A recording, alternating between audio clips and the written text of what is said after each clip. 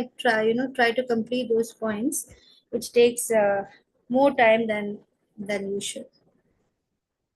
So, for example, when I take down some points from some notes, some lectures by Prabhupada, so for some verses here and there, I feel some points are very nice, and I try to try to complete those points. Okay, so we have come live now. So let's begin the class. So the chapter 4, we are doing the part 2. Chapter 4 today is about transcendental knowledge.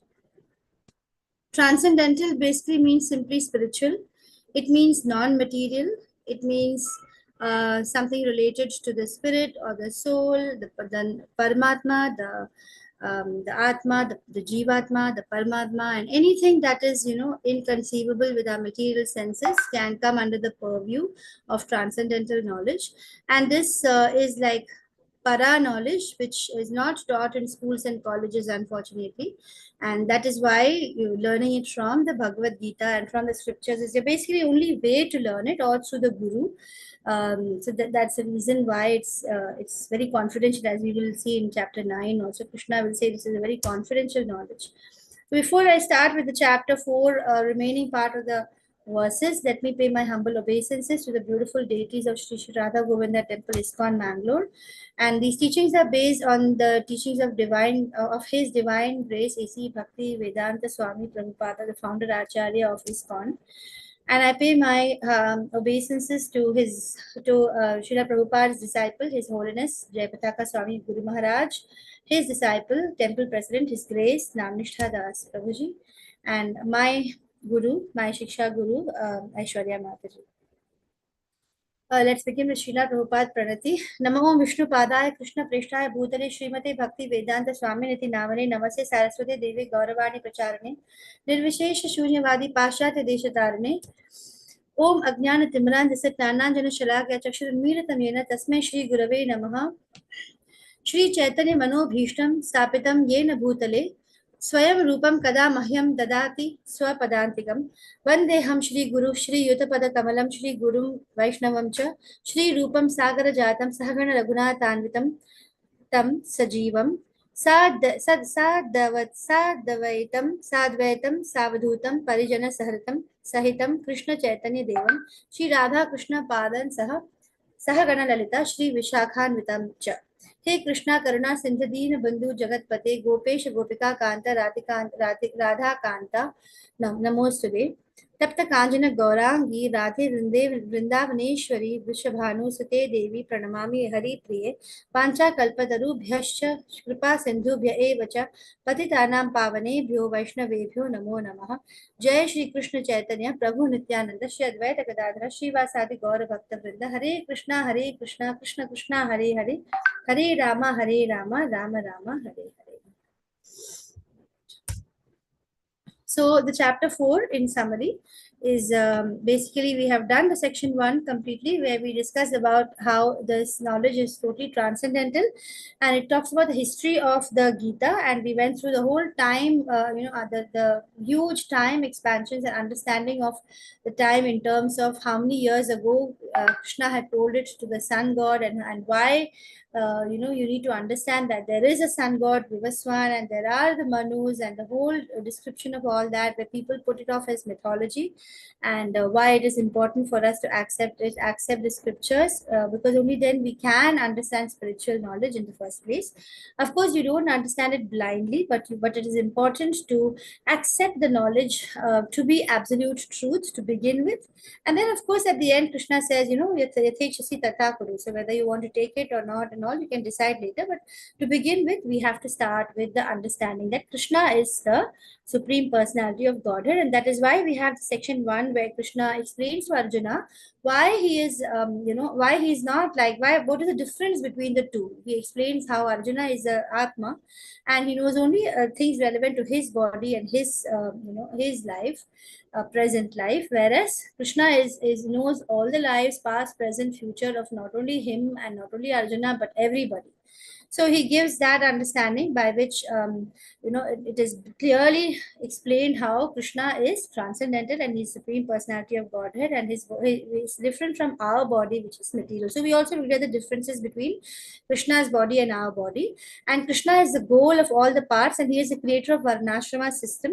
And this requires a lot of thinking, a lot of listening to lectures from devotees to really understand, because this is a concept which whomever I speak to, especially the material people, they can't accept the fact that in Sanatan Dharma this is actually a good part, and they shun it because of so many negativities attached to it, because of the way demons, most people are demons, how they will twist and turn the meanings and how they utilize it. And of course, Krishna declares that this, the Gita teachings will be misused, and people, because that is what this material world is. The people will quarrel, especially in Kali Yuga. They will quarrel, they will be greedy, they will be lusty, and so they will twist and turn the meanings. There will be religions which will be created. So many things are so clear and we can understand, and we are lucky that we have come to know this knowledge. And so let's proceed with this.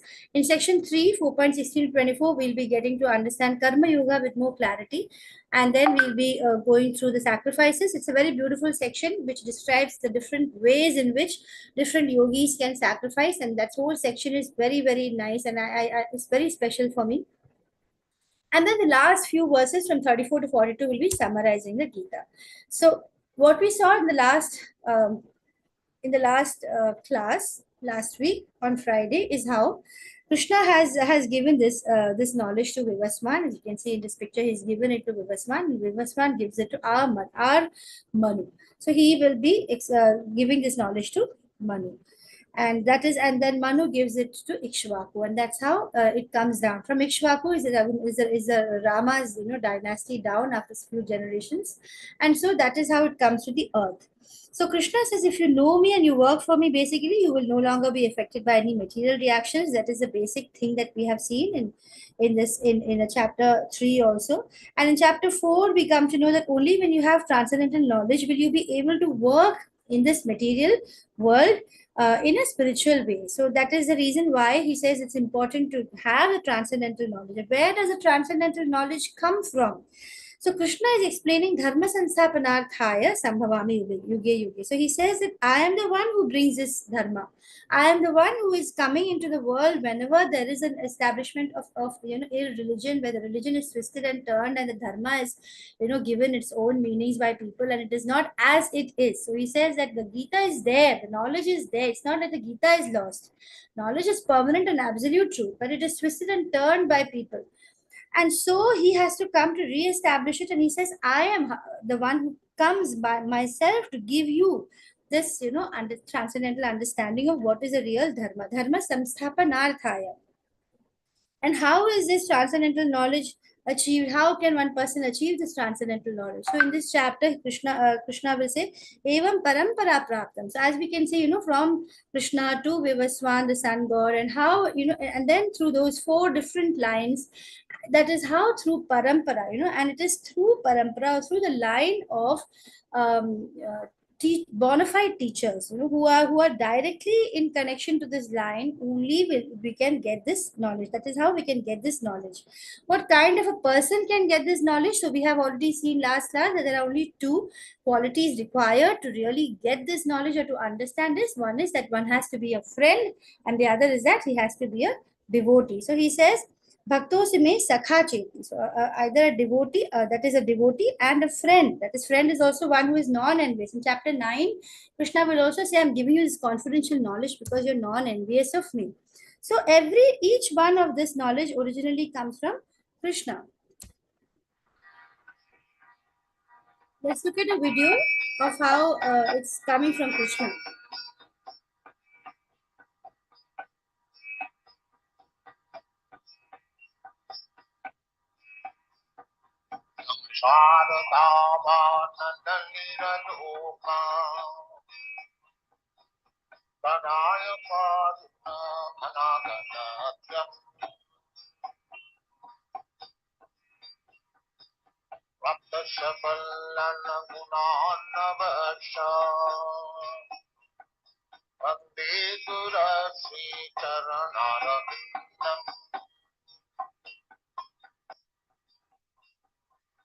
महाप्रभु कीर्तन नित्य गीता पारिक्रमाचन्दन चोरसेना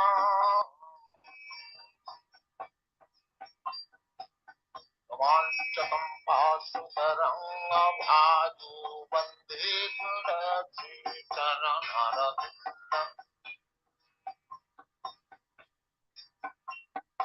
संसारदावानलनिरलोका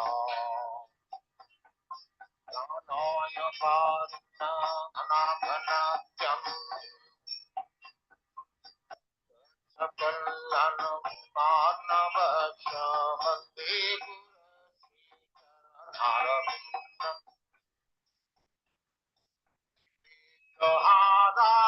आराधननितनाना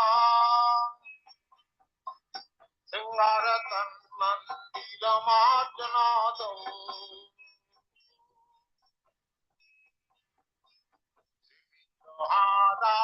आराधननितनाना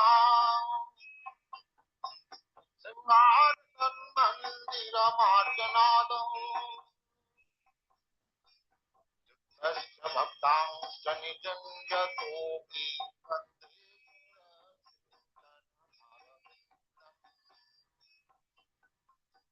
तस्य भक्तांश्च निजं यतोऽपि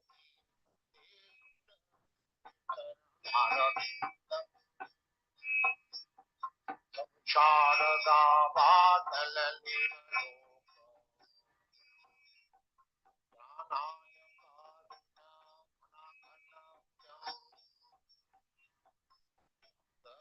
कल्याण गुणार्णवच्च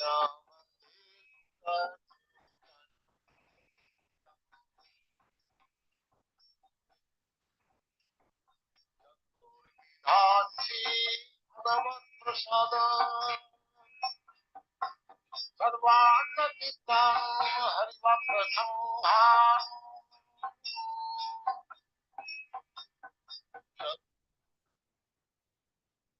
Are you able to listen to the voice? I was just wondering if I shared the volume. Are you able to hear? Yes, Mataji. Mataji. Okay. भगवत्प्रसाद सर्वान्नचित्ता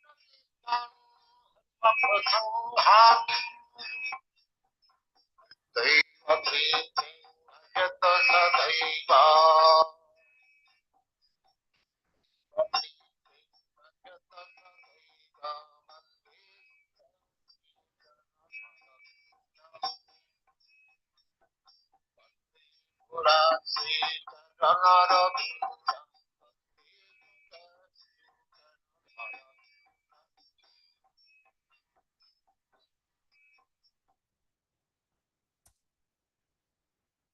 Okay, so that was the beautiful lineage which we are following, the the Madhava Gaudiya lineage in which Srila Prabhupada comes.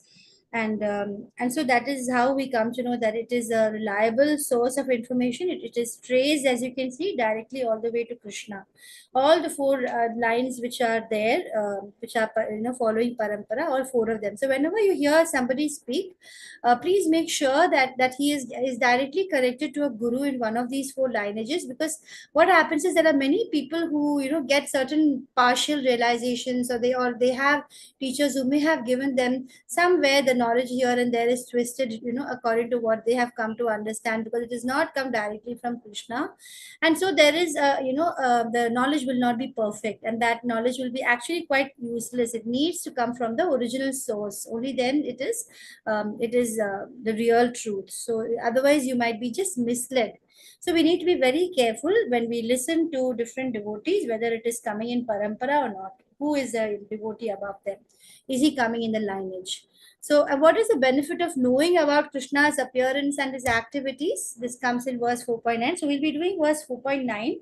But before that, I just want to, finish this summarizing of the chapter 4, which I've been doing. So the transcendental knowledge comes from Krishna. Krishna himself gives us a transcendental knowledge about which we're talking in chapter 4, because he says, Dharma samsthapanarthaya. And how is it that this knowledge is achieved? Evam parampara praptam, which we just saw. And the process by which we can get this knowledge, Krishna clearly explains, as we will see in 4.34, tad vidhi pranipatena pariprashnena sevaya upadekshanti te jnanam jnaninas tattva darshinaha. So the result of achieving this transcendental knowledge is basically the knowledge acts as a sword, and it will cut out all the doubts and confusions. Once you really get this true knowledge, this ultimate supreme knowledge, this highly confidential knowledge, once you get it, then it will cut all your doubts like a sword. And most people are confused about what the Bhagavad Gita is teaching and what it really stands for. They're not sure of what to believe in it. They try to believe partially.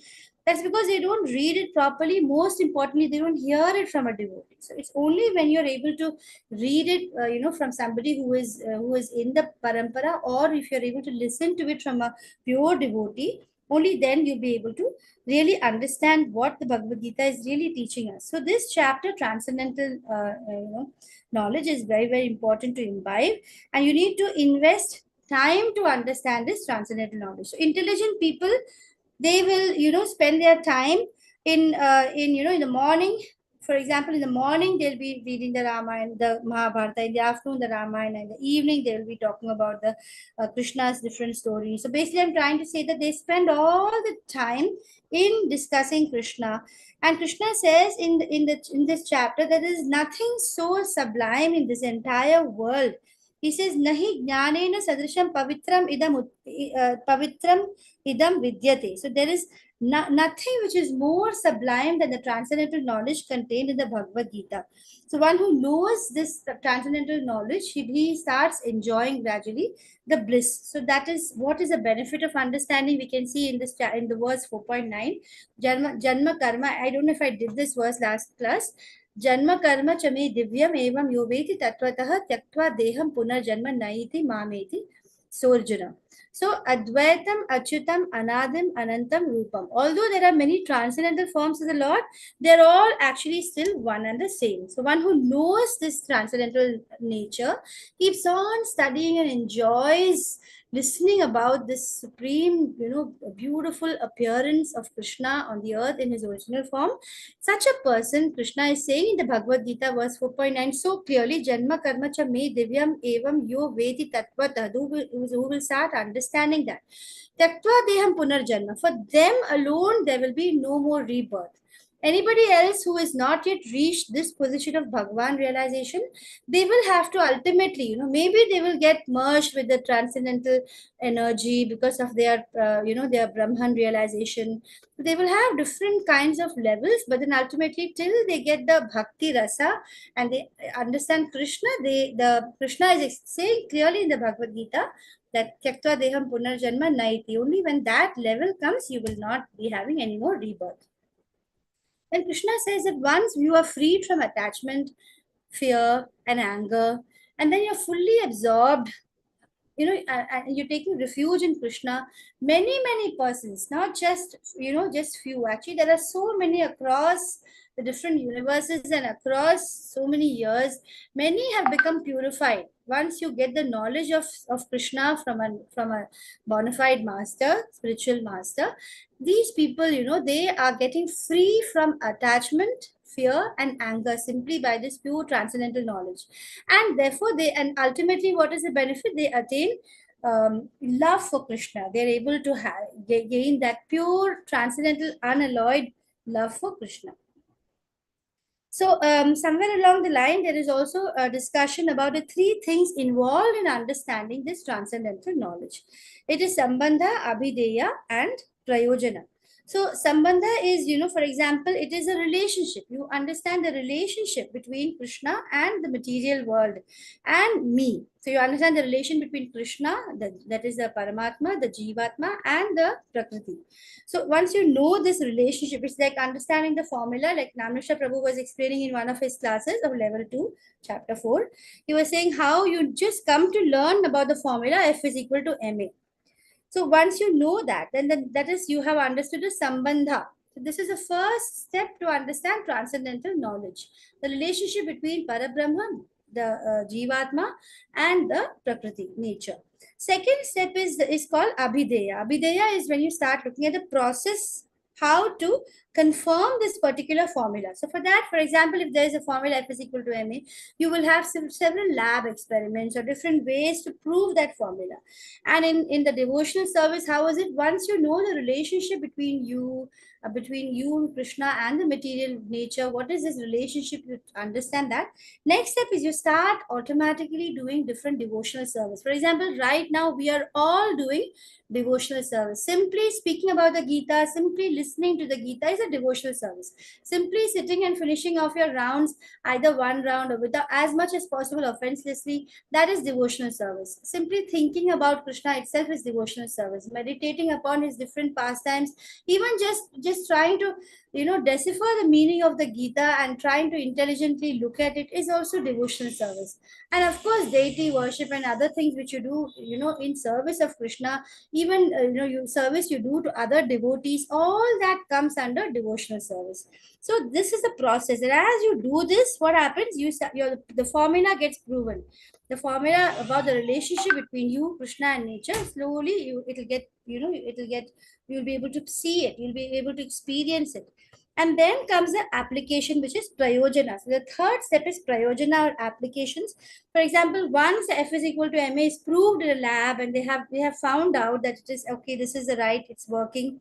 And then they can maybe make cars or aeroplanes, and they can make different things and apply that knowledge in practical life. Now, what is it? How do we do that in this context of the Gita?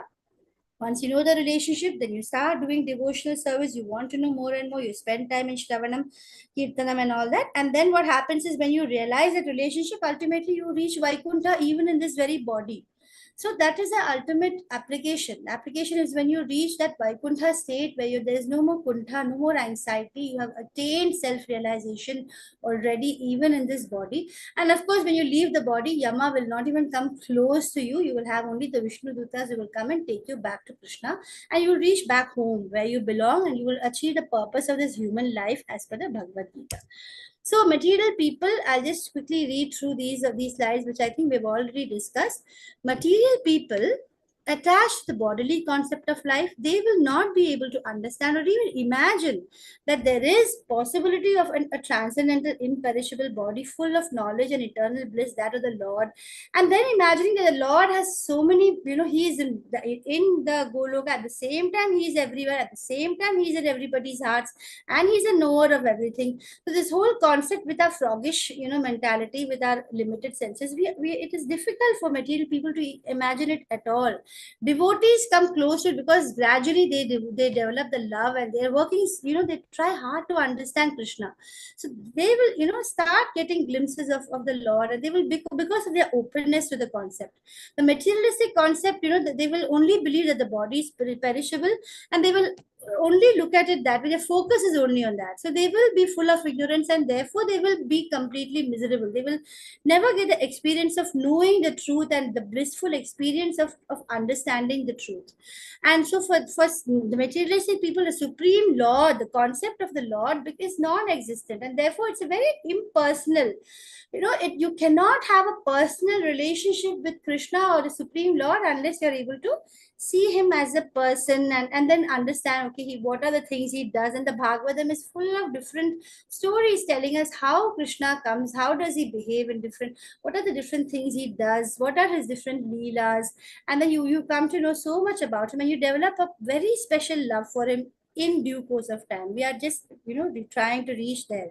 And people who are materially absorbed, because they're materially absorbed, the conception of retaining the personality after liberation from matter actually frightens them. Most people, who are materially absorbed, they shun trying to understand the Gita, because the very idea that they will stay, they want to think that, okay, when I die at last, like peace, rest in peace, and shanti, you feel, okay, that is the end, the end, now everything is over.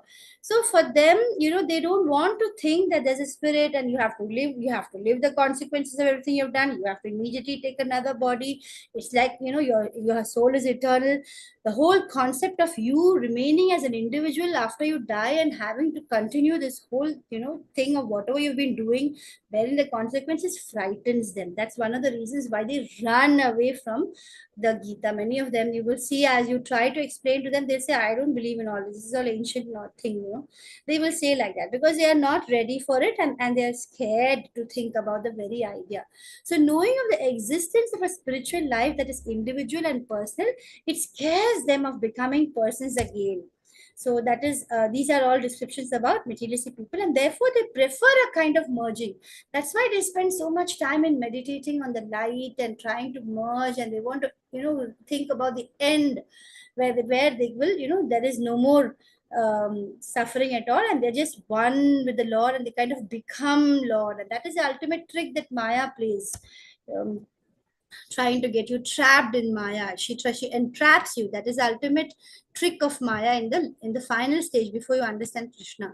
So generally they compare living entities to the bubbles of the ocean. People who are thinking about merging into the transcendental and becoming one with Krishna, they do get that position. They do get Sayojya Mukti, and they imagine their lives or the living entities to be like bubbles of the ocean, which on death will simply merge into the ocean. And this is a kind of fearful stage of life. It's actually devoid of the perfect knowledge of spiritual existence, according to Srila Prabhupada, who has gone through all these scriptures in great detail based on past, the lineage of as we just saw, parampara, evam parampara prapta. So many are unable to understand spiritual existence. They're embarrassed by the various theories and contradictions. So when they listen to this and that, and then they give a ear to all those the people who are, speaking about the void and all that, and they become basically they're disgusted and angry because they are not able to come to terms with any of these lines of knowledge, and they conclude on everything being void, and then they make all these theories that it's all just coincidences, and they don't want to come and understand that it's all based on perfect law. Everything has its consequences, and nothing is unjust in Krishna's world, and this material world has a purpose, and we are here to go through suffering for a purpose, and even the suffering has a purpose. All these things are, they don't want to listen to that. They prefer in concluding that, oh, all this is not there. It's just, everything is being void is the basis of everything. And such people are basically, as per Srila Prabhupada, they are basically a diseased condition of life. They're very much trapped in Maya. And to get free from these three stages of material concept of life, you have to take shelter. Shelter is very important, and this shelter cannot be possible unless you have a bona fide spiritual master and you follow the disciplines and regulative principles of devotion life. So getting Krishna is not cheap. You will hear this line from several devotees. They will tell you getting Krishna is not cheap. Suppose you want to just pass an IIT entrance test, and you want to get into the IIT college, any of the engineering IIT colleges, or you want to get into AIMS or one of the high, or whatever. You want to material achievements. You have to work so hard for it. And here you are asking for so many births, like 840 million species you have gone through, and at last you got the human body. Then you got so many human bodies also. You've been through so many bahunam janmanam, after so many lives, even as human births, then you get this Gita knowledge. And so after this, the final exam is at the point of death. Do you remember Krishna? So in chapter 8, the ultimate aim is simply that have you understood that you are part and parcel of the Lord. That is all you need to know. And when you chant and do devotional service, this knowledge will Krishna says, Dadami Buddhi Yogam Tam. This knowledge, I'm going to give it to you. How you are going to come back to me and how you will achieve the final aim of life, I will give that knowledge to you. You just have to be with me.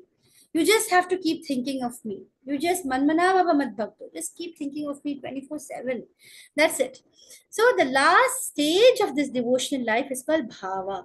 And that is none of us have experienced that. That's the state of exquisite bliss, which is eternal and permanent. And you will find many self-realized people who talk about, that they have reached that supreme bliss, which comes only from the transcendental love of Krishna, and it culminates in prema. After bhava, the final stage is prema, which is the real love that person has for God or Krishna. So any religion which teaches love of God is a good religion. Any religion. It doesn't have to be that person has to follow the Sanatan Dharma or follow the Gita.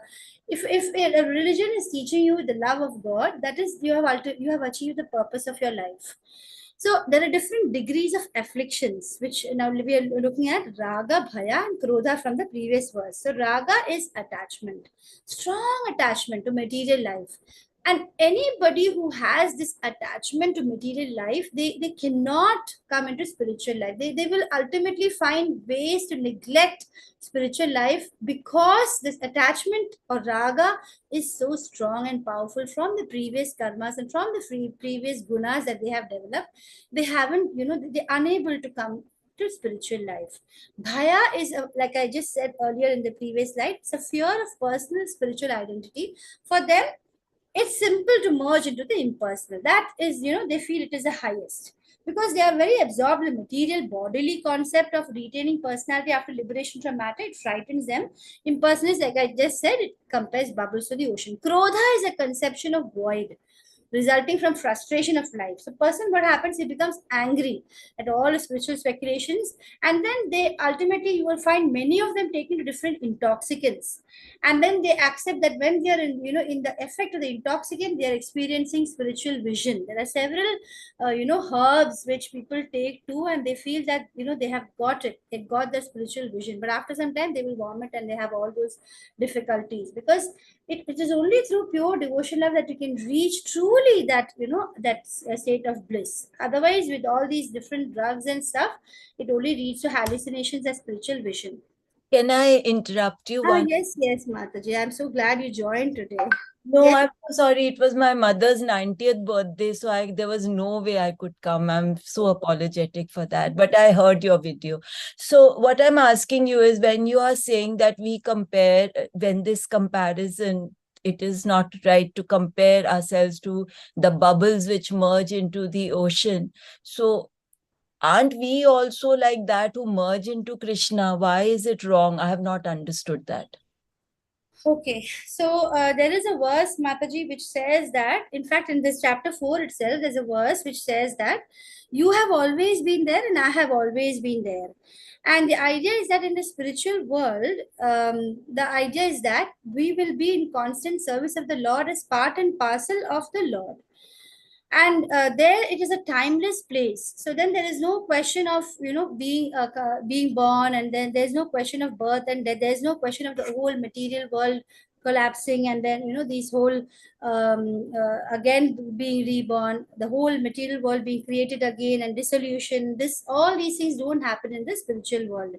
But at this, that is the concept that we have as per this this structure of understanding, is that there is a spiritual world, and we are souls whose aim is to reach the spiritual world where we will be constantly in the understanding and in surrender or service to the Lord.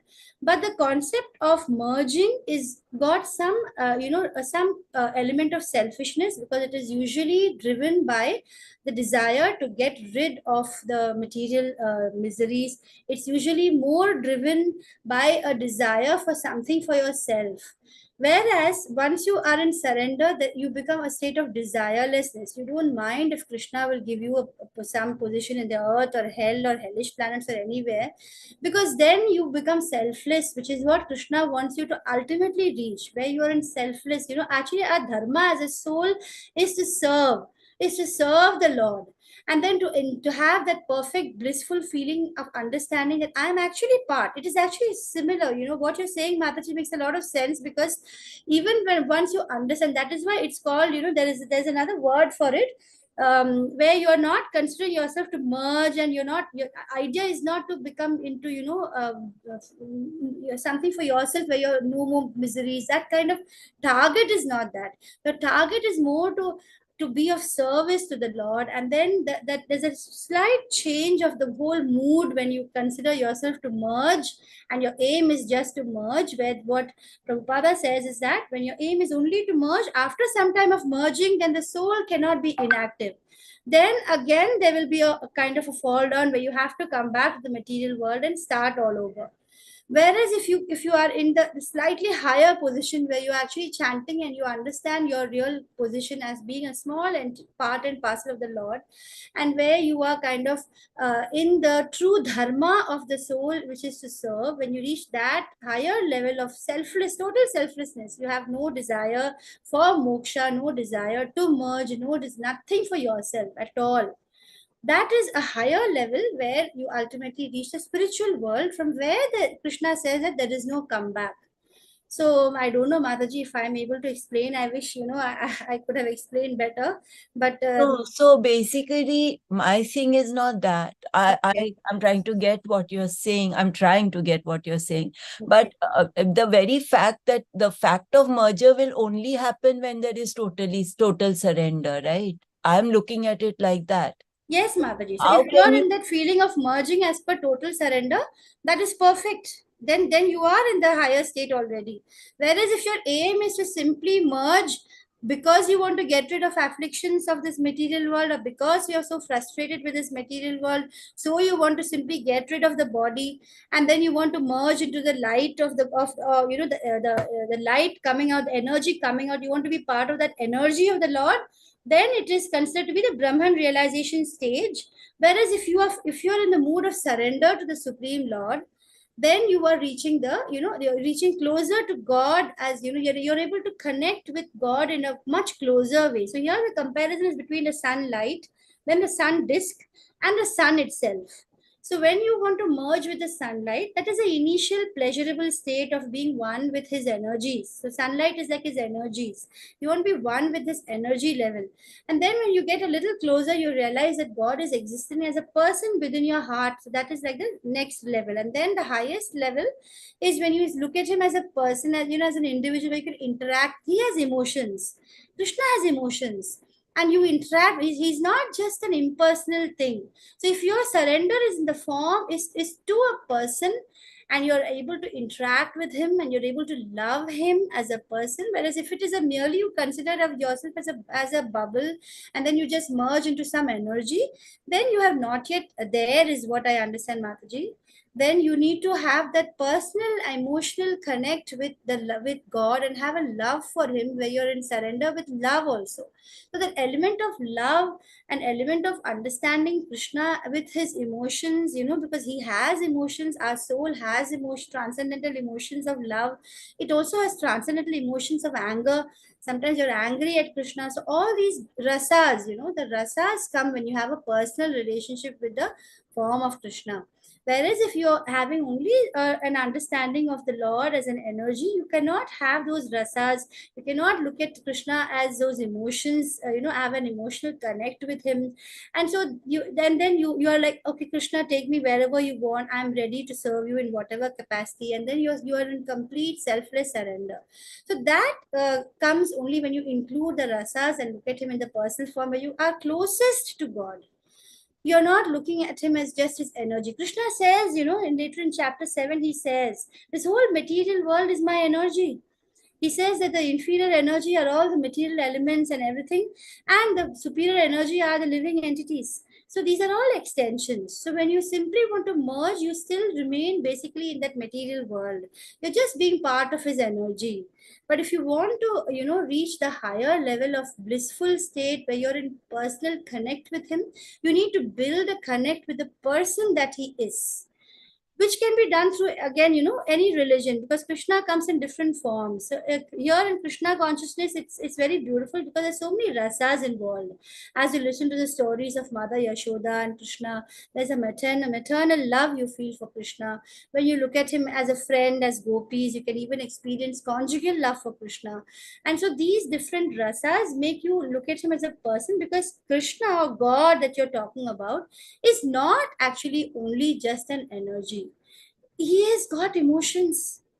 He will reciprocate. You can see that, through experience. We can see, you listen to the stories of devotees.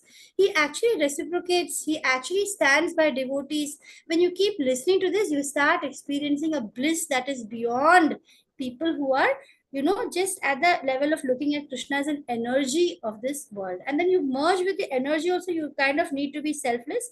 But at the same time, that has a slight element of selfishness where you are only wanting to merge with the energy of the Lord. So it's not, we consider it's not yet reaching the higher states of bliss of, understanding this God concept as a person, as a, with the emotions, with reciprocation ability, and so much more. And so you don't look at Krishna as a person like us, because that also will be, no, it is impossible. Understanding how magnificent he is, that makes you closer. So I hope I've answered somewhere, Mataji. Yes, thank you so much. Thank you. Thank you, Mataji. Mataji, one point, can I? Yes, please, Prabhuji, all of you, please contribute. Yes, Prabhuji. Mataji, this we call as deep love or an unflinching love for Krishna. But this love we can develop from our heart only when we develop a relationship with Krishna. Am I right? Yes, Prabhuji. Very true.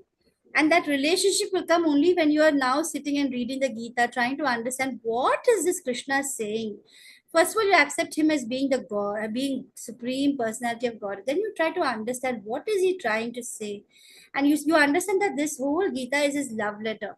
And you explore word by word, you strip, the meanings and try to understand. And then you want to understand more about him. So you read the Bhagavatam.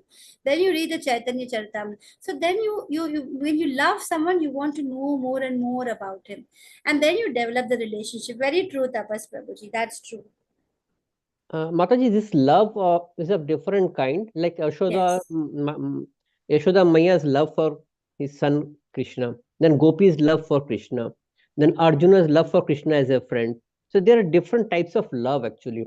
So in this journey, how we shall actually contribute ourselves to develop a deep relationship with him actually. So that will actually take us, I think, much more in a faster pace to our understanding his all things in Bhagavad Gita, and also understanding have a transcendental knowledge what he has given here.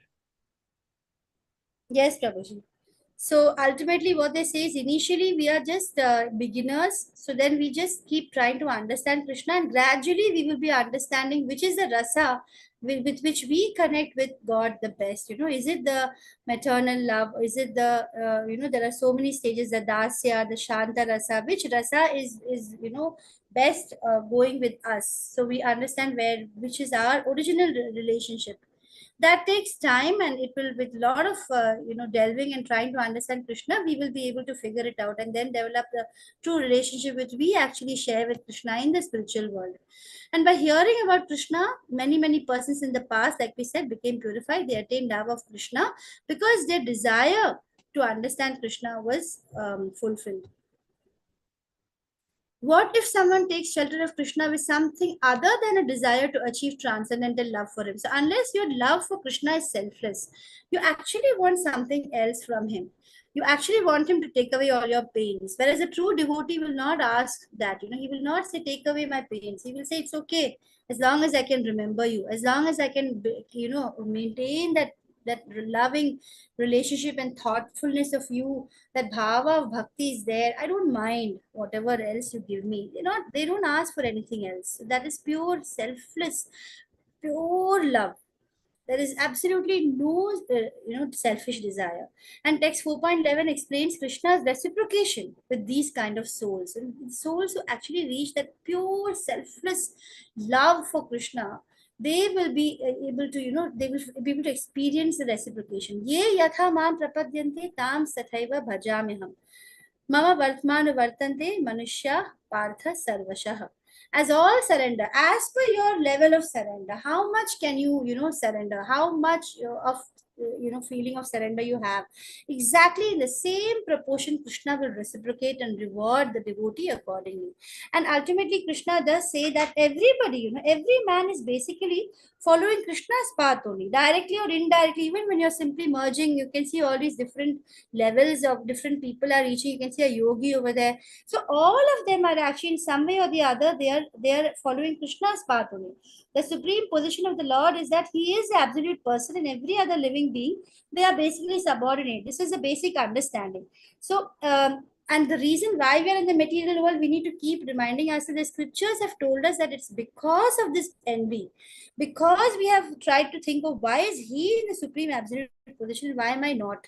So that very reason is that, and the desire to enjoy separate from Krishna is why we are here. So if we build upon the same thing, then you can't escape from the material world till you give up that basic thing. So Kathopanishad tells us, Nityo Nityanam Chetanas Chetananam Eko Bahunam Vidadhati Kaman. So the Lord is eternal, the supreme, and he's cognizant and of all the living beings. And so the difference is that he supplies the necessities of all the living beings. He is eternal, he is Satchidananda Vigraha, as per 5.1. So that is 4.11. And let's move on to 4.12. Everyone is searching for Krishna in different aspects of his manifestation. So there's, wherever you are, it's fine. There's no need to rush. He is partially, even whatever stage you are, he is partially realized in his impersonal Brahma Jyoti and as omnipresent super soul. And a person is fully realized, Krishna is fully realized only when he becomes a pure devotee of Krishna or the Lord. And each person gets satisfied according to whatever is a desire. In what way does he want Krishna or the Lord? In what way does he want? The transcendental world also, Krishna will reciprocate just as a devotee wants him. How he wants him, the same way he will reciprocate. One may want to have Krishna as a supreme master, as a personal friend, just as Tapas Prabhu was saying. Another may want him as a lover. Krishna awards whichever form you want, but there is a rasa involved in that highest state of bhakti and prema. Because Krishna is God emotions. He loves you. He's asking you to come back to him. Krishna rewards all devotees equally according to the intensity of love for him. So actually this love, when it comes, that is when it becomes pure. Otherwise it is always contaminated. If it is not this selfless love which you can have for a person Krishna, then it is somewhere it is if you study it intensely, you'll be able to figure out that there is some kind of a contamination in that, which is why then you have to remain in the material world. In the material world too, basically personal service to the Lord is seen giving transcendental bliss. Even in the material world, the moment you do service to somebody which is selfless, that is what brings joy, not when you have some kind of a motive behind it. So Krishna, this is again on this 4.11. Realizations are in 3 levels, which is clearly given in Srimad Bhagavatam. Bhagavad, the first level is Brahman, which is we can see it is the Brahma Jyoti. You want to be one with the Jyoti. The second is the internal inside you, and then there is a Bhagavan. So 3 levels. Who realizes Krishna? Only when you become a devotee, when you start doing devotional service, you start, that love is unique. So, Mataji, I can explain, I can tell you that although, the chanting, I am not able to chant perfectly, offenselessly, but when you constantly chant and you make it a habit, somehow, okay, the scriptures have said chant, the yagya for this age is chant. We saw the importance of yagya in chapter 3. And then you just do it initially just for the sake of duty, or just for the sake, Guru is saying this, so let me try it out. And when you do it regularly and you make it a point to do it every day, slowly you will be able to feel the joy of devotion. You'll feel a relationship with Krishna. Somewhere, you will find tears coming. You'll find that you're feeling a kind of, you'll feel that special joy, and you'll feel empowered for the rest of the day. You feel God is there behind you. And that feeling starts coming. You'll miss the days you don't chant. You really miss, oh God, I forgot to make that connect with Krishna today. So everyone is looking for Krishna in different aspects. Krishna is object of everyone's realization. Types of devotees are fruitive worker. The Lord will be like a Yagneshwara. He will give them whatever they desire. Whatever they are asking for in that puja, they're doing something and they want something in return. Krishna will provide accordingly. And impersonalists, he will allow them to merge with the Brahma Jyoti. And yogis, he will allow them to get mystic powers, because those who usually do lot of yogas, they have this, somewhere they are waiting to get some sort of a miraculous experience. So then they start getting mystical powers, and then they start enjoying those mystical powers, and they remain in the material world with the mystic mystic powers, and they don't realize the devotee realization misses. They miss upon on that, because they get lost in the wonder of the mystic powers they get by doing yoga. And then the devotees they can enjoy the ultimate bliss of the five primary rasas, which comes from selfless love. And without coming to the highest perfection of Krishna consciousness, all the other attempts become are imperfect. For example, in Srimad Bhagavatam 2.3.10, it says Akama Sarva Kamova. Without reaching that level, it is imperfect. Everyone depends upon Krishna's mercy. Now, this cannot come without Krishna's mercy. Just only if you think, okay, I have come to the class, so now I'm chanting every day, so I've got it. No, Krishna has to give you the mercy to come to this level of understanding. Only with Krishna, everything is His mercy. Only when He thinks that it is, you can understand Dadami Buddhi Yogam, then He will give you the understanding. All kinds of spiritual processes are different degrees of the same part. So Krishna clearly says that you can't, just say that one is right and one is wrong. They're all different parts which will ultimately lead to Him. But bhakti is the highest, which Krishna keeps repeating. And the five kinds of relationships which Prabhuji was talking about are Shanta, Dasya, Sakhya, Vatsalya, and Madhurya.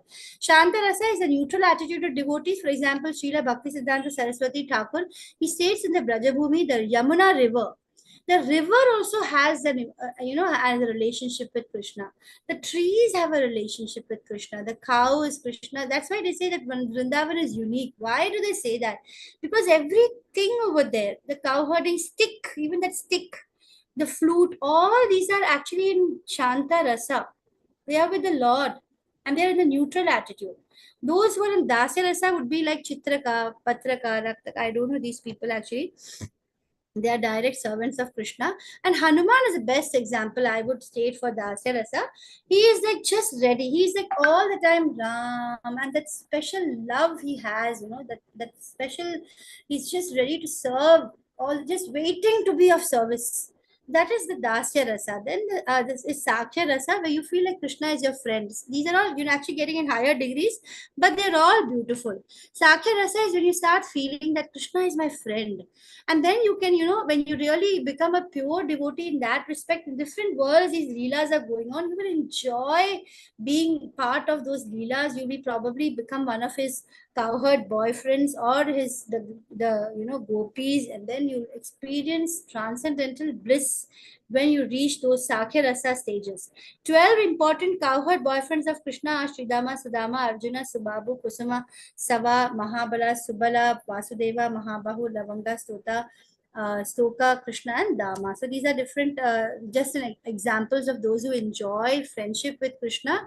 And some of them, they enjoy ecstatic love of parenthood, including father, mother, or teacher Yashoda, Nanda Maharaj, and Mohini, mother Rohini, Balarama's mother, Devaki herself, the wife of Vasudeva, Vasudeva, the real father, Sandipani Muni, Krishna's teacher. These people are highly elevated devotees who are experiencing that selfless love, and they have taken birth when Krishna has appeared just to be in that ecstatic love experience. Actually, what they say is in Goloka, Vrindavan, they are already all the time in that experience. So Goloka, when we talk about that spiritual world, it's a timeless place. So there you are constantly in that mode, and there is no time. It's a very difficult concept to understand really, but as you listen to these great devotees explaining, you might get little bits, with Krishna's mercy, small bits of knowledge may come into our tiny brains. Madhurya Rasa is a relationship with Krishna as a lover. This is considered to be the highest, and relationship with Krishna the Lord as a lover, like Radharani is the highest. Nobody can achieve Radharani's love. Krishna's wives in Dwarka is an example. All the gopis, they experience Madhurya Rasa. Conjugal love is divided into two types: the Viprarambha, and which is conjugal love and separation, and Sambhoga, or conjugal love and direct contact. Both are equally beautiful. All of these are very, very beautiful relationships.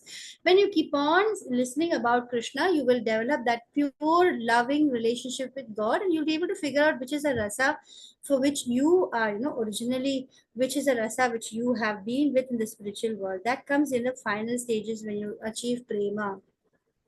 9 stages are there. One is, it begins with the Shraddha, it begins with faith. So without faith, you can't move on to the next one. And then this faith will grow only in association with devotees. If perchance you are not in association with a devotee, you can be very sure that you will fall. You will not be able to continue on this journey. You will somewhere reach somewhere, in between. It's not a loss ever. Krishna says that the journey that you make in the spiritual life is never a loss. But then you need association of devotees to make progress. Next is Bhajana Kriya, where you try to do different, perform in the devotional service in different ways. Decreasing of unwanted attachments. This is very important. Anartha Nivritti. So you will try to decrease all your unwanted attachments, which will happen automatically when you're in faith.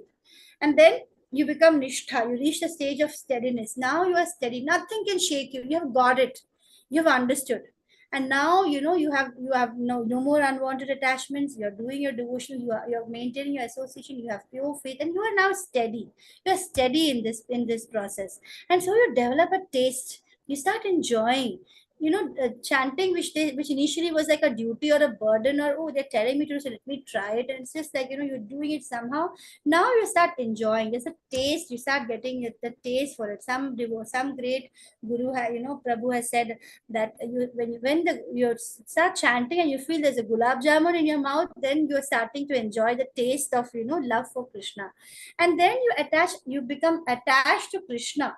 So when you're detached to the material things, and then you develop an attachment for the spiritual, a supreme personality of Lordhead, that is called asakti, or attachment for the Lord. And then you develop love bhava, and the final stage is prema, where you're in pure love, that includes bliss.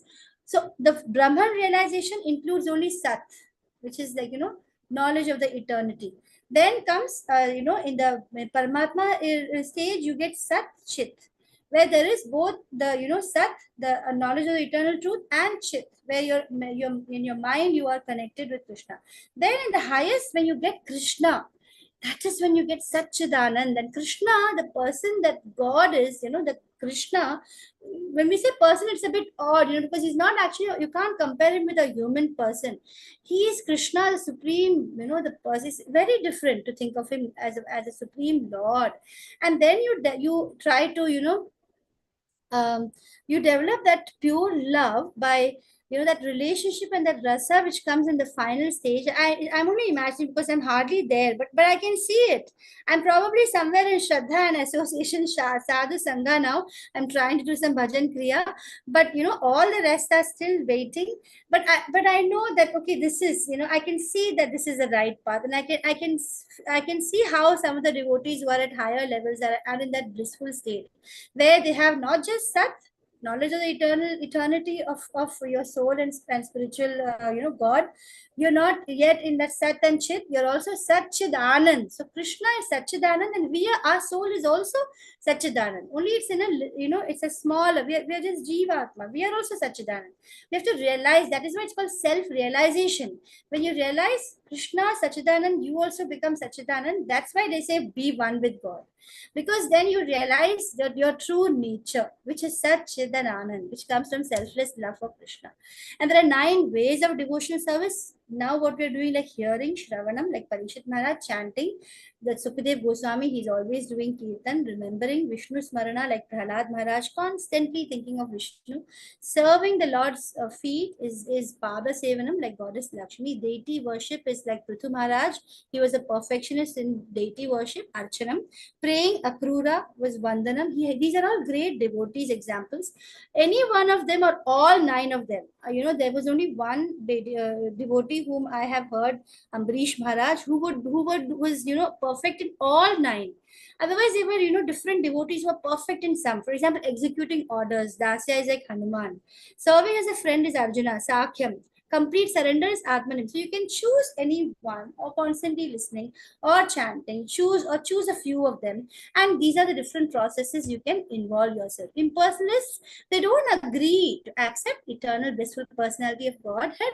They cannot relish that blissful nature of transcendental personal service to the Lord, because they have extinguished their individuality. That's called spiritual suicide. They want to, that's why it's called, like, they want to end it.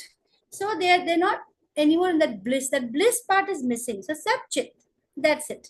They're not reaching the Sat Chit Anand. Why? Because they have committed spiritual suicide. They have ended, they want to end it. So those who are not firmly situated even in impersonal existence, they will have to return the material field because they to exhibit their dormant desires for activities. Some people who are not even in impersonal existence also, they will obviously be into the cycle of birth and death. They are not admitted to spiritual planets. There is no chance. Given a chance to act on the material planets. For fruitive workers, Lord will award them their different desired results. They will get, okay, they strongly desire wealth, next birth, or maybe this birth, they will get lot of wealth. Whatever the desired material desires, Krishna will award them according to their desires. Yogis, they'll get their powers. Spiritual processes are there, but different degrees of success is achieved by different people on the same path. All attempts become perfect only when you reach Krishna consciousness. In Srimad Bhagavatam 2.3.10, it is clearly mentioned that all the other levels are all just yet degrees or levels or different percentages of the achievement of the ultimate goal. The ultimate goal is achieved when you become pure selfless love for Krishna, which is Krishna consciousness.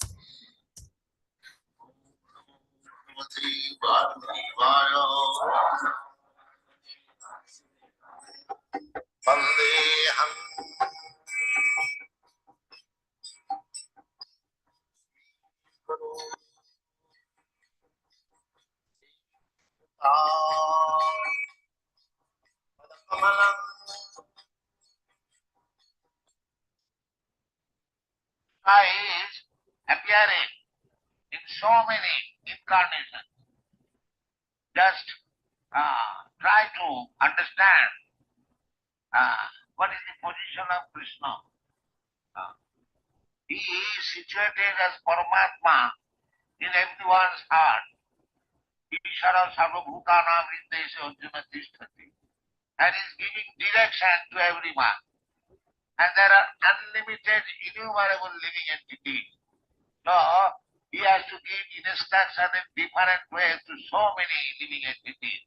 How much busy he is. Just like even still his position is the same. Golokoeva Nivasati Aviladma Bhuta. Golokoeva Nivasati. Krishna is still in his own original place, Goloka Vrindavan, and he is enjoying in the company of Srimati Radha. That is the reason. It is not the Mayavadi philosophy, because he has expanded himself in so many parts of the living entity. That does not mean that he is finished in his own abode. No, he still is there. That is Krishna. Purnasya Purnamadaya Purnameva Avasishyate. This is the meaning in part. Even here we have got material experience. If you have got 1 rupee, if you take 1 anna, then it is 15 anna. Or if you take 2 annas, it is 14 anna. If you take 16 anna, it becomes 0. But Krishna is not like that. He can expand himself. Unlimited form. Still, the original Krishna is there. That is Krishna. We have got experience. 1 minus 1 equal to 0. But we are in the spiritual world. That is called absolute. 1 minus millions times 1 minus is still the original 1 is 1. That is Krishna. Advaita Achyuta. Anadi, Ananta Rupam. That Krishna, you cannot understand Vedas simply by studying Vedic literature. Although the Vedas means, Vedanta means to understand Krishna. Vedashta Sarpai Ahameva Ved. But unfortunately, because we do not take the shelter of Krishna or his devotee, we cannot understand what is the purpose of Veda. That will be explained in the 7th chapter. Maya Saptamana Pratha. Maya Saptamana Pratha Yogam Jindana Mudasra. Mudasra. Asamsam samakrama jatha gasati tatsino. If you want to understand Krishna, asamsam, without any doubt, and samagram, and in full, then you have to practice this yoga system. What is that? Yoga. Manmana bhava bhakta madhyaji maham. Madas. Yogam. Yogam sujjan. Madasya. Madasya, this word is very significant. Mad means either you take directly, that is not very easy thing. Shelter of me. Or one who has taken shelter of me, you take shelter. Just like there is electric powerhouse and there is a plug. That plug is connected with the electric powerhouse. And if you push your wire in the plug, you also get electricity. Similarly, as it is stated in the beginning of this chapter, Evam parampara pratam imam rajan sayumit. If you take shelter of the parampara system, the same example, if you take the shelter of the plug, which is connected with the powerhouse, you get immediately electricity. Similarly, if you take shelter of a person who is coming in the parampara system, there is a parampara system. Krishna instructed Lord Brahma. Lord Brahma instructed Narada. Narada instructed Vyasdev. Vyasdev instructed Madhyacharya. Madhyacharya instructed in so many ways. Then Madhavendra Puri. The Madhavendra Puri, Ishwar Puri. From Ishwar Puri, Lord Chaitanya. In this way, there is a parampara system. There are 4 Vaishnava Sampradayas. The Rudra Sampradaya, Brahma Sampradaya, Kumar Sampradaya, and Lakshmi Sampradaya, Sri Sampradaya. So, Sampradaya Vihinaji Mantraste Vipalamata. If you do not receive instruction of Krishna from the Sampradaya, then Vipalamata. Then whatever you have learned, it is useless. It is useless. That is the defect. So many people are studying Bhagavad Gita, but they do not understand what it is. Because they do not receive through the Evam Parampara Praptam. Parampara, unless you go to the Parampara, the same example, if you do not take electricity from the plug, which is connected with the powerhouse, what is the use of your bulb and wire? It has no use. Therefore, how Krishna is expanding, if you simply have got academic knowledge, then it will not be possible. Vedeshu dullabam adullabam atma bhakto. This is the statement of Brahma Samhita.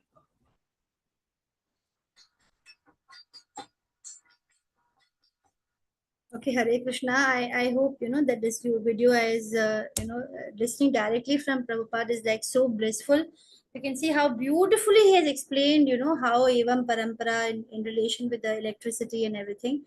We can't understand Krishna unless we are in connection with the parampara and why it is important. So that is a very crucial point. Men in this world desire success and fruitive activities, and therefore they worship demigods, but quickly they get the results from fruitive work. Demigods are basically not different.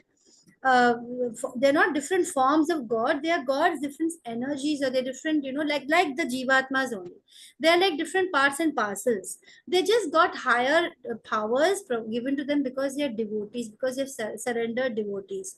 So they are also in the material world, and they have been given duties to manage the material world, like the like the body and its parts. Like Krishna has different body parts. Similarly, the devas, they are demigods. They are different parts of Krishna's universal form in the material world.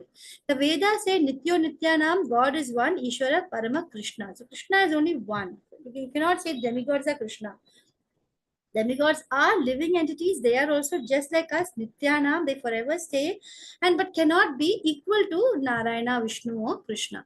One who thinks that gods and demigods are same is actually, as per Shastras, they are also considered to be equal to atheists or Pashandis because they're not able to see Krishna. And even the greatest demigods, Brahma and Shiva worship the Lord. Even Brahma and Shiva, who are they're the highest level in the material world, they also actually worshipping the Lord all the time. They're in meditation. Narayana, Vishnu, Krishna, all of them are supreme personality of Godhead. They do not belong to this world, unlike those who are there in the material world. What we are learning in the Gita is about the transcendental, the Lord, in the spiritual world. They are these Krishna, Vishnu, Narayana. They are transcended to the material creation. They are just expanding in the material world, but they are actually originally in the spiritual world. The results obtained through demigods are temporary, and they are meant for the lesser intelligent people. Demigods are worshipped for temporary material operation of this material world, and they are as well themselves are worshippers, and they will vanish along with the annihilation of the material world, and again they will take birth. They also have to go through the process of birth, death, old age, and disease. Always worship. So the differences are between the demigod, differences are given in the verse 4.12, is that always worship supreme as obedient servants and demigods. They are demigods are created by the supreme. They exist in the material nature. They are not in the spiritual world. They have given different grades of power, like the Varuna and the Indra. They all have different powers. They've been given in charge of the different affairs of the universe. They are highly elevated devotees, and we give a lot of respect to them. But then once you read the Bhagavad Gita, you will be able to understand that they are also subordinate to the will of the Supreme Lord, and they have material abodes in this material world, and they also are subject to all this. They also come under influence. This has been explained clearly in chapter 7 again, and this is one part where many people think that, oh, ISKCON is creating and putting all the other gods in the category of demigods. But that is what Krishna is saying in the scriptures. Krishna is one. He is a supreme whole. He is supremely worshipable by all, including all the other gods. Even if you look at whether it is the different other religions, you find them also worshipping God. Like, and Krishna is one who says, I am the God. So there's a big difference there. Krishna is a supreme creator. He is beyond material creation, supreme controller. He explains in the Gita, as you keep reading, it's like every verse is like one blast of understanding. He explains himself. He's a supreme controller. He's independent. He's completely spiritual. His body is, and he has no birth, death, old age, or disease. Everybody else in the material world has it, including all the different gods. They also have positions. Brahma doesn't stay that one Brahma for forever.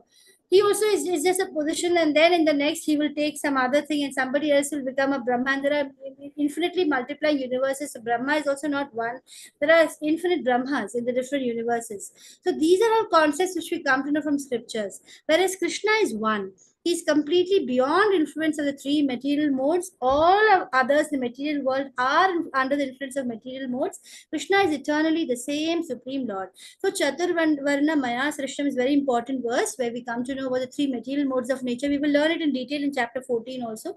And the work associated with them, the four divisions of human society, Krishna says, are created by me. And although I am the creator, I am the non-doer. So Lord has created these four divisions with intelligent class of men, the Brahmanas, who are in the mode of goodness. Automatically, based on the modes you acquire from your previous karmas, you will be a Kshatriya or a Brahmana, Vaishya or a Shudra. This we will study in great detail again later on. Even in chapter 18, Krishna will talk about all these different qualities which make them to not as per birth. Lord Krishna does not belong to any of these divisions because he is not a conditioned soul. And were created for this whole Chaturvarnyam is created for systematic development of Krishna consciousness. Whichever level you are, whichever modes you have entertained, and whichever is your karma you have done because of which you have got that particular body and particular birth and with a particular set of qualities, Krishna wants everyone to be elevated from whichever status they are in. And the tendency of a particular man towards work is determined by his modes which he has acquired. So person in Krishna consciousness is above even the Brahmanas, because now he is no longer in even in any of the modes. These different classes are also based on modes. When you become above the modes, you're Krishna conscious, you're not in any of them, you're above them. So this is the description of Chaturvarnya Maya Srishtam. And then Varnashrama, who created it? Krishna created it. What is it? It's a mixture of guna and karma, not related to birth. And why did Krishna create it? To avoid degradation, to protect, to support, and it's meant for cooperation. It's not meant for discrimination, which is what people do, and they ruin the whole Sanatan Dharma by because of this evil which is overtaking the system. So ashramas for Brahmanas, they are brahmachari, grahastha, vanaprastha, and sannyas. Those who are in Kshatriya, they only do the first three. Shudras have all the time they are grahasthas, so in Kali Yuga we are all all the time in grahastha. We never go into the forest. We never take sannyas. Ashramas of Vaishyas are brahmachari and grahastha. And of course, for women, this is not there. Sannyas and vanaprastha is said for women unless you're going with your husband.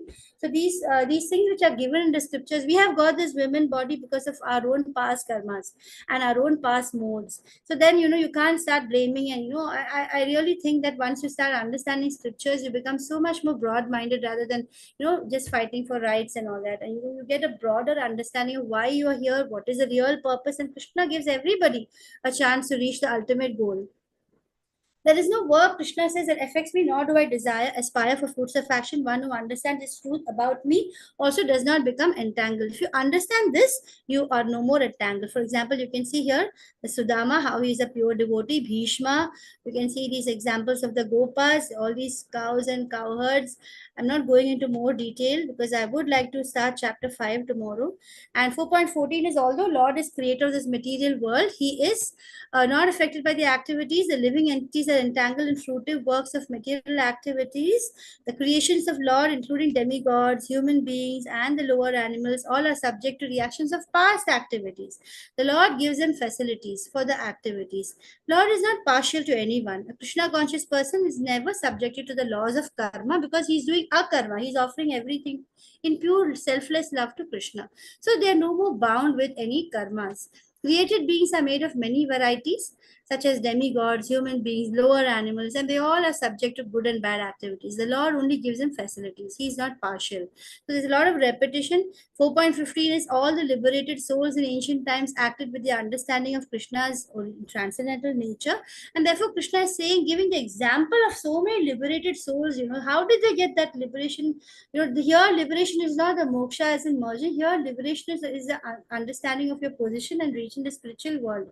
There's a difference there, which you will, as you keep reading, you will get clarity. Even we are all struggling to get that clarity, but that when you become that, the liberation as per bhakti, then you understand Krishna's transcendental nature, and then therefore you should perform a duty following in the footsteps of these great people who have performed. Understanding karma, let's quickly look at karma. 4.16-24. Removing reactions, transcendental knowledge helps us to clear up all our philosophical doubts. It will help us clear up all the karma, burn up all our karma when we start doing devotional service. Karma is a universal law, and will be an equal and opposite reaction. But if you're doing bad karma, which is undesirable, you will get bad results. Good karma, good results. But if you do actions in Krishna consciousness, you are going to be having no more reaction. So unless you are in Krishna consciousness, you will definitely have to bear the good and bad results. So understanding karma in terms of Nishkam Karma Yoga, the jnana is when you understand the three kinds of actions: action, forbidden action, inaction, karma, vikarma, and akarma. So the law of nature is that every action has an equal and opposite reaction, but you become free when you understand Krishna. Kim karma kim akarmeti kavayo pyatra mohita. So this verse is telling us that even the intelligent are bewildered in determining. It's not easy to determine what is action, what is inaction. So reaching the state of inaction. What is inaction? Inaction is any action which doesn't have any fruitive results, which doesn't give you anything positive or negative. You have burnt up the whole tendency of getting results, and now you are in a state of being eligible to get that real, that that liberation which you're talking about, where you go to spiritual world liberation. that liberation you will be able to get from the circle of birth and death, free from the entire material world, is very bewildering to understand what exactly is inaction. So in 4.17, the intricacies of inaction are very hard to understand. One needs to, you should know properly what action and forbidden action is and what inaction is. In Krishna consciousness, you actually ultimately end up doing inaction. That is, you will have no more karma. You have no more karma attached, and you become free from the cycle of birth and death. One has to follow the leadership of authorized persons. But then, how is it possible? Only when you follow the leadership of authorized persons like all these great Mahajanas. The system of Krishna consciousness was first given, as we have seen, to the sun god, as Prabhupada also explained.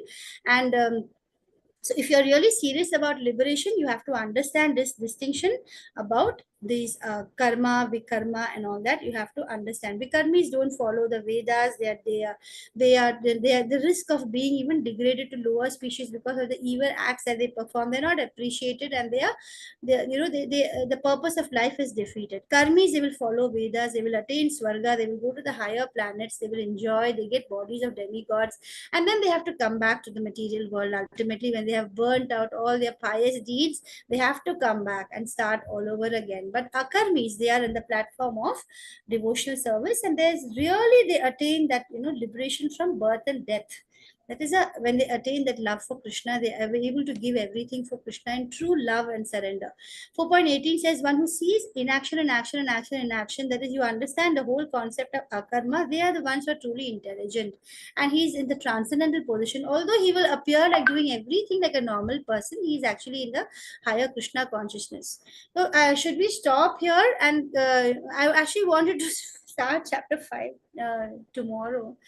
A Krishna conscious person is very intelligent. Yeah. So action and inaction. I think these slides will be shared. I think we have been discussing all this. 4.19 says, Yasya sarva samarambha kama sankalpa varjita. It says one is understood to be in full knowledge, whose every endeavor is devoid of any desire for sense gratification of any sort. He said by sages to be a worker for whom reactions of work have been burned up because of the fire of perfect knowledge. Like I told you earlier, it's like a sword which will cut all your attachments and everything will be burned up, and you will then achieve the state where there's no more birth and death. It's the highest state to achieve. And abandoning all attachment to results of activities, being satisfied, independent, no longer perform any fruitive action. And then, although you're engaged in all sorts of undertakings. So these two verses are clearly, just stating the same point about akarma. So this is basically entirely about akarma. Let's look at 4.21. A man who understands acts with mind and intelligent control. So automatically you will gain control. Yes. Hare Can't Krishna. sit for so long. I have to lay Okay. down. So I think, shall we do 4.21 onwards tomorrow? Yes, please, because my husband is diabetic. I can't do Okay, this. okay. Thank you so much for sharing that and for, I'm so letting me sorry know. about that. Not at all, Mataji. Let us do it tomorrow. Actually, even I was also feeling guilty that I'm pushing it, trying to finish chapter 4, but it's a very nice, you keep on thinking about it. So beautiful. Hare Krishna. We end today's class. We'll start with 4.20, and hopefully I'll also start chapter 5 tomorrow. Any reflections you have, kindly let me know. Pancha kalpataru vesha kripa sindhu evacha patitanam pavanebhyo vaishnavebhyo namo namaha. Hare Krishna. Mata, there's no attendance today, right? There's Yes, no Mamta attendance. Mataji. There's no attendance came, Mataji. Attendance has not come today, huh? Okay. I think Ravi Prabhu has not shared the attendance. Okay, I'll ask him tomorrow to share today's and tomorrow's attendance. Mataji. Please join tomorrow's. Okay. Hare Krishna. Hare Krishna. Hare Krishna, Mataji.